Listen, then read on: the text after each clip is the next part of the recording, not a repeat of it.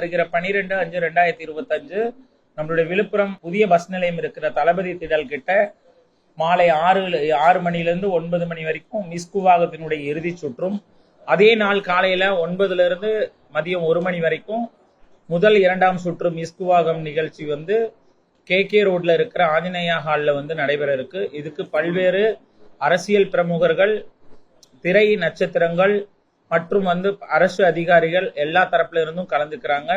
பல்வேறு தொண்டு நிறுவனங்கள் இந்த நிகழ்வுல தங்களுடைய பங்களிப்பை செலுத்த இருக்காங்க. கலை நிகழ்ச்சிகள், அழகி போட்டிகள் மற்றும் திறமை வாய்ந்த இளம் திருநங்கைகள் நம்மளுடைய தமிழ்நாடு முழுக்கவும் செலக்ட் பண்ணி 5 இளம் திருநங்கை சாதனையாளர்களை கௌரவப்படுத்த போறாங்க. அது மட்டும் இல்லாம எல்லா தரப்பு மாநிலங்கள்ல இருந்து மாவட்டங்கள்ல இருந்தும் திருநங்கைகள் பரவலா இந்த அழகி போட்டியிலையும் சரி, கலை நிகழ்ச்சிகளையும் சரி, அவங்களோட தனி திறமைகளை வெளிப்படுத்த விழுப்புரத்துக்கு வராங்க. அவர்கள் அனைவருக்கும் உரிய பாதுகாப்பு மற்றும் அடிப்படை வசதிகள் அனைத்தும் விழுப்புரம் மாவட்ட நிர்வாகம் மற்றும் கள்ளக்குறிச்சி மாவட்ட நிர்வாகம் செய்து தரணும்னு ஏற்கனவே தென்னிந்திய திருநங்கையர் கூட்டமைப்பின் சார்பாக கோரிக்கைகள் விடுக்கப்பட்டிருக்கு. உரிய பாதுகாப்பு வசதிகள், உரிய அடிப்படை வசதிகள் அனைத்தும் செஞ்சு தரேன்னு சொல்லி வாக்குறுதி கொடுத்திருக்காங்க.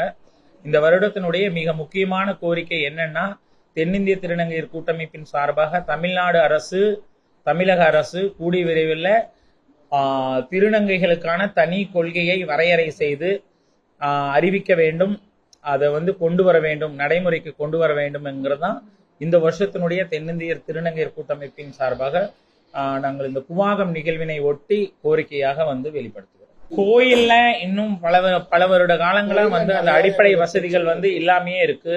நிச்சயம் அடிப்படை வசதிகள் வேணும். அதாவது ஒரு நிரந்தர அடிப்படை வசதிகள் இருந்தா நல்லா இருக்கும்.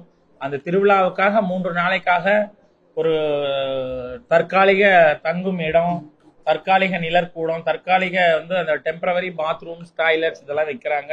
அதெல்லாம் இல்லாம ஒரு குறைந்தது ஒரு ஆண்கள் பெண்களுக்கு ஒரு 50 கழிவறைகள், ஒரு 50 குளிக்கிற இடங்கள், அப்புறம் எப்பவுமே தங்குற மாதிரி தெருவினுடைய 4 அந்த தேர் வர்ற 4 வீதியிலையும் ஒரு நிழற்கூடம், பெரிய அளவுல ஒரு 1000 பேர் 2000 பேர் அமர மாதிரி நிழற்கூடம், இதெல்லாம் அமைச்சு கொடுத்தா ரொம்ப சிறப்பா இருக்கும்.